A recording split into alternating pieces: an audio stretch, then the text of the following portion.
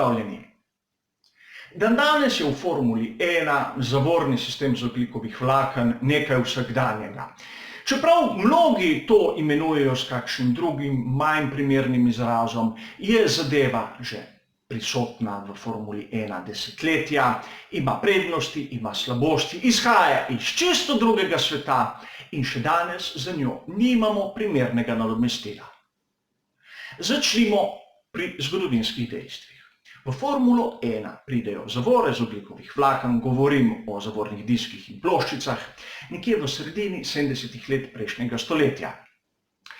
Idejo navdih je dobil Gordon Murray, genialni dizajner pri ekipi Brabham, kateri je to videl v aeronautični reviji, kajti zavore z ogljikovih vlaken so bile takrat vgrajene na vrhunsko potniško letalo tipa Concorde. Prvi so sicer tak zavorni sistem preizkusili pri ekipi Surtees v zimi med 1975 in 1976, a so zadevo kaj hitro opustili. Pri Brabhamu so jo prvič uporabljali na dirkah v sezoni 1976, na začetku bolj v prostih treningih in kvalifikacijah, kajti kot vsaka genialna ideja je tudi ta imela kar nekaj porodnih težav. Prve uspehe z temi zavorami z ogljikovih vlaken pri Brabhamu dosežejo v sezoni 82-83 s prvimi zmagami in prvim naslovom. Prednosti teh ogljikovih vlaken v zavorah, v diskih in ploščicah so naslednje. Izjemno velik koeficient trenja, zavirajo bistveno boljše od tistih klasičnih. Delujejo na višjih temperaturah, praktično postavijo tisto mejo pregrevanja bistveno višje od tistih klasičnih jeklenih in so lažji. Tudi na to ne smemo pozabiti. Slabosti. To delujejo pravzaprav v temperaturnem območju od 300 stopinj do nekje 1000 stopinj. Pod 300 stopinjami ne zavirajo. Hladne zavore z ogljikovih vlaken nimajo učinka.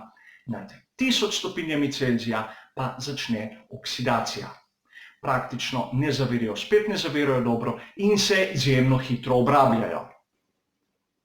Tu je problem hlajenja, kajti ogljikova vlakna niso toplotno prevodna. Tudi ko vidimo to sliko na kakih nočnih dirkah, ko diski v bistvu zažarijo, gre za temperaturo nad 500 stopinj Celzija, a zžari le zunanjih 0,5 mm diska v globino, če gledamo.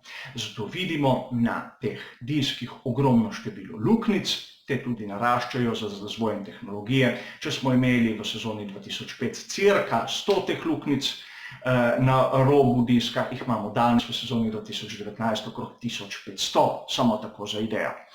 Tu so pomembne tudi te hladilne košare zavor, ki prisilijo zračni tok, da gre okrog zavornega diska in ploščic, jih tako hladi. In tudi, ko se ustavijo v boksih bolidi, vidimo, da mehaniki takoj nataknejo gor hladilnike, to se pravi te ventilatorje, kateri zrak, katerega hladi suh led, brizgajo, porivajo na te diske in tako hladijo. V bistvu simulirajo zračni tok, kot da bi se bolid vozil.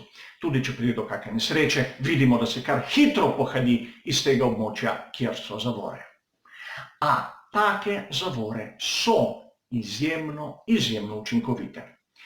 Na dirkališču Gilles Villeneuva v Kanadi, približni podatki, da si bomo predstavljali 13. ovinek, se zavira iz 335 tam nekje na 130, v bistvu pojemek 200 km na uro. V 2 sekundah 0,8 na 122 metrih to s takimi zavorami uspe. Pojemek je enak 5 oziroma 5,5 G-ju, to se pravi pojemek 5 težnostnih pospeškov, s tem, da mora voznik pritiskati na stopalko nekje silo 125 kg. Sedaj se bo marsikdo zmrdil 125 kg nekam dosti. Gre za pojemek, to se pravi, telo voznika se tlači naprej in zato mu prav ta pojemek pomaga tudi pri tem pritiskanju. Diski so debeli po pravilniku danes 32 mm in 278 mm merijo v primer. Zapomnimo se 13-palčna platišča. Je pa še nekaj za dodati.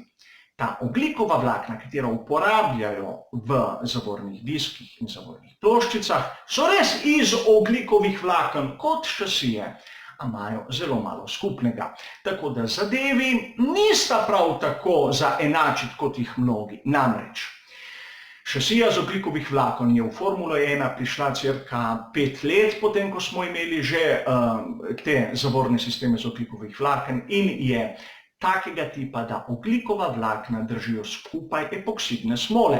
Te nikoli ne bi zdržale tistih temperatur, ki jih vidimo pri zaviranju.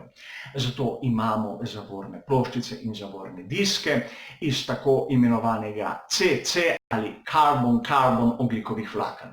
Gre za to, da v kalup nasujejo ta ogljikova vlakna, jih stisnejo, segrevajo v kontrolirani atmosferi metana na temperature nad 2000 stopinj za dolgo obdobje časa, nato ohladijo in dobijo skupaj ven izdelek.